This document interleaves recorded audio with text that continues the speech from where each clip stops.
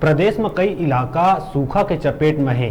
ऐसन में बीजेपी है कांग्रेस सरकार ऊपर निशाना साधत हुए कहिस के भूपेश सरकार किसान मन के चिंता छोड़ परिवार के पाछू जी जान दे दिए है। देखिए, सूखे के चपेट में सरगुजा की 8 तहसील का मामला नहीं है, वहां करीब 20-25 तहसील जो है सूखे की चपेट में है। उसी तरह से यहाँ पर बेमेतरा जिला की भी तहसीलें जो है सूखे के चपेट में, जिसमें नवागढ़ और बेरला जो है प्रमुखता से हैं।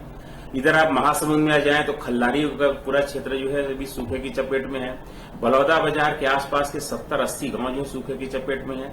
ओवरऑल यदि देखा जाए तो प्रदेश का बहुत बड़ा भूभाग जो है इस बार जो है कम वर्षा की चपेट में है और ये सरकार जो है कुंभकर्णी नींद में सोई हुई है।